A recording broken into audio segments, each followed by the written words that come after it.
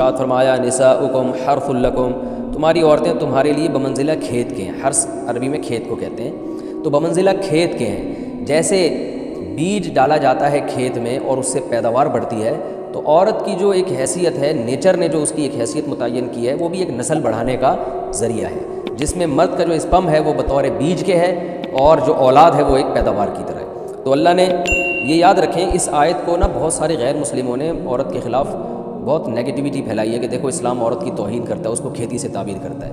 تو کچھ لفظ کسی اور زبان میں جب وہ جاتے ہیں نا تو وہ توہین کا معنی دیتے ہیں۔ عربی میں جو حرث کا معنی ہے یہ تعظیم کے لیے ہے، توہین کے لیے نہیں ہے۔ اردو میں جو کھیتی کا معنی ہے وہ توہین کے لیے استعمال ہوتا ہے۔ کھیتی یعنی جو پاؤں میں روندی ڈالنے والی، اور زمین جو ہے نا پاؤں میں گویا روندی، اس کو روندا جا رہا ہے، تو اس لیے اس کا اردو میں بالکل اسی طرح جو لوگ ترجمہ کر دیتے ہیں کہ عورتیں تمہاری کھیتیاں ہیں، تو یہ ترجمہ میرا خیال ہے اس لیے درست نہیں ہے کہ اردو میں اس کا مفہوم ہی چینج ہو جاتا ہے۔ یعنی گویا ایک عزت کے لیے جو لفظ اللہ نے استعمال کیا وہ ذلت کا ذریعہ بن جاتا ہے۔ تو اس لیے کسی بھی زبان میں جب ہم کسی بھی لفظ کا ترجمہ کرتے ہیں تو اس زبان کے ہمیں محاوروں کو دیکھنا چاہیے کہ اس زبان میں یہ لفظ کس معنی میں استعمال ہو رہا ہے۔ مثال کے طور پر ہو سکتا ہے کتا کا لفظ کسی زبان میں وفاداری کے لیے استعمال ہوتا ہو، کسی کو لوگ ڈاگ کہتے ہوں تو اس کا مقصد ہوتا ہے وفادار انسان ہے، لیکن ہمارے یہاں اردو میں گالی ہے وہ، اور آپ بولیں کہ بھئی وہ فلاں قوم ڈاگ کہتی ہے تو ہم کتا کہیں گے، تو آپ جب اس کا ترجمہ اردو میں کریں گے تو کتے سے نہیں کر سکتے۔ تو اسی طرح یہ عربی کا جو لفظ ہے اس میں بھی یہ چیز یعنی ملحوظ رہنی چاہیے۔ تو اس لیے اس کا ترجمہ کیا جائے گا تمہاری عورتیں تمہارے لیے پیداوار بڑھانے کا ذریعہ ہیں، نسل بڑھانے کا ذریعہ ہیں۔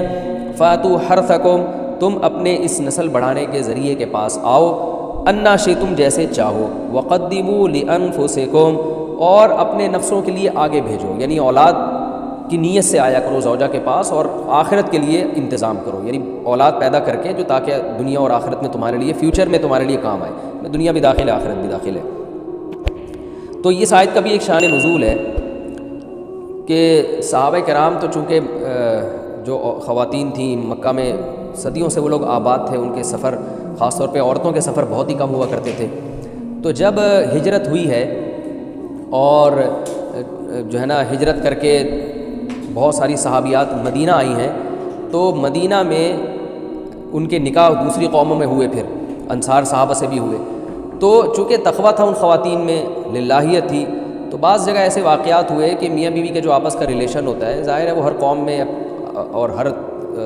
جو ہے نا شخص کا مزاج دوسرے سے مختلف ہوتا ہے، تو بعض مردوں نے اس طرح سے اپنی زوجات کے ساتھ ہم بستری کی کہ ان خواتین کو پھر اشکال ہوا کہ پتہ نہیں اس طرح سے ہم بستری کرنا جائز بھی ہے یا نہیں ہے، تو انہوں نے نبی صلی اللہ علیہ وسلم سے یہ مسئلہ پوچھا کہ یا رسول اللہ، ہمارے شوہر ہمارے پاس اس طرح سے آتے ہیں تو کیا یہ جائز ہے یا نہیں؟ تو ان کے سوال کو بھی مبہم رکھا گیا اور قرآن نے اس کے جواب کو بھی کنایتاً بیان کیا، کیونکہ مسئلہ بظاہر حیا کے خلاف ہے، تو قرآن جب بھی کوئی ایسی بات ہوتی ہے تو اشارتاً کنایتاً اس کا تذکرہ کر دیتا ہے تاکہ مسئلہ بھی واضح ہو جائے، کیونکہ ظاہر ہے اس کی ضرورت تو قیامت تک آنے والے انسانوں کو پڑ سکتی ہے نا، یہ تو ہر میاں بیوی کا اپنا ایک ذاتی مسئلہ ہوتا ہے کہ ہمیں کس طرح سے پرمیشن ہے، کس طرح سے پرمیشن نہیں ہے، تو اللہ تعالیٰ نے بھی اشارتاً ہی اس حکم کو قرآن میں بیان کر دیا، تو قرآن میں اس لیے بیان کیا کہ تاکہ اس میں کوئی اجتہادی اختلاف کی گنجائش نہ رہے، تو اللہ نے قرآن مجید میں بیان کیا، فرمایا نساؤکم حرث لکم، تمہاری جو ازواج ہیں، تمہاری جو بیویاں ہیں، وہ تمہارے لیے بمنزلہ کھیت ہے۔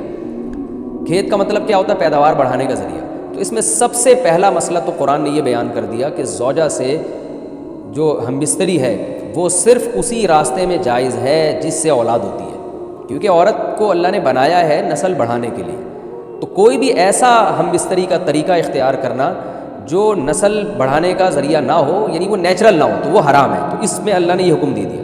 تو اس سے صاف یعنی حدیث سے بھی پتہ چلتا ہے اور تمام فقہاء کا اجماع بھی ہے اس آیت کی روشنی میں کہ مسئلہ تھوڑا حیا کے خلاف ہے، لیکن میرا خیال ہے بتانا ضروری ہے کہ پچھلے راستے سے عورت سے ہم بستری کرنا بالکل حرام ہے، ناجائز ہے، اور نبی صلی اللہ علیہ وسلم کی اس پہ بہت شدید لعنت ہے، بہت شدید وعید ہے، تو یہ بالکل اللیگل ہے اسلام میں کہ عورت کے پچھلے راستے سے اس سے ہم بستری کی جائے۔ جو لوگ لڑکوں سے بدفعلی کے عادی ہوتے ہیں ان کو یہ ایک چسکا لگ جاتا ہے، تو یہ حرام ہے، ناجائز ہے، کیونکہ اللہ نے بتا دیا کہ یہ تمہارے لیے بمنزلہ کھیت کے ہیں۔ تو اس میں قرآن نے وہ جو سوال تھا نا اس کی طرف اشارتاً جواب دے دیا، اور آگے فرمایا فاتو حرثکم، تم اپنے کھیت کے پاس آؤ، یعنی پیداوار بڑھانے کا جو ذریعہ ہے اس جگہ کی طرف آؤ، انا شئتم، جیسے چاہو، یعنی باقی جس طرح سے تم چاہو زوجہ سے ہم بستری کر سکتے ہو، اس میں کوئی خاص طریقہ متعین نہیں ہے. میاں بیوی کا ایک دوسرے سے کوئی پردہ نہیں ہے.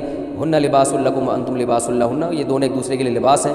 تو اس میں طریقہ کار کوئی بھی ہو سکتا ہے، کسی بھی طرح سے کرنا چاہو ایک دوسرے سے لطف اندوز ہو سکتے ہو. لیکن فاتو حرثکم، آنا موضع حرث میں ہے. حرث کا مطلب وہ اس جگہ کی طرف آنا ہے جہاں سے نسل بڑھتی ہے، کسی اور راستے کی طرف. اس سے صاف طور پر جو ہے نا وہ جو فاسق فاجر لوگوں کی جو برائی ہے، جو لڑکوں سے بدفعلی کے نتیجے میں پیدا ہوتی ہے، اس کا اللہ نے قلعہ کر دیا کہ اس کی اسلام میں بالکل اجازت نہیں ہے. باقی طریقہ کار کیا ہوگا یہ تمہارے اوپر، اس کی اللہ نے تمہیں اجازت دی ہے. وقدموا لانفسکم، اور چونکہ بار بار حرث کا تذکرہ ہو رہا ہے کہ نسل بڑھانے کا، تو اس لیے اللہ نے فرمایا کہ قدموا لانفسکم، اپنی ذات کے لیے فیوچر میں انتظام کرو. قدموا کا مطلب آگے بھیجو اپنی ذات کے لیے سرمایہ. کیا مطلب کہ جب زوجہ سے ہم بستری کرو تو نیت اولاد کی ہونی چاہیے، تاکہ وہ اولاد دنیا میں بھی اور آخرت میں بھی تمہارے لیے ذخیرہ بن جائے. تو یہ نسل بڑھانے کی بہت زبردست ترغیب ہے اس آیت میں. اور اس آیت میں اللہ نے عورت کا کہ بہت ساری ذمہ داریوں میں سے ایک بڑی ذمہ داری کا بھی بیان بتا دیا کہ عورت کو اللہ نے بنایا ہے. جو مرد اور عورت کا جو فرق رکھا ہے نا، اس فرق کی بڑی وجہ یہی ہے کہ مرد کے اسپرم کو اللہ نے بیج کے طور پہ پیدا کیا ہے اور عورت کو اللہ نے زمین کے طور پہ. تو بیج اور زمین کے ملاپ کا بنیادی مقصد ہی نسل بڑھانا، پیداوار بڑھانا ہوتا ہے، نہ یہ کہ نسل روکنا.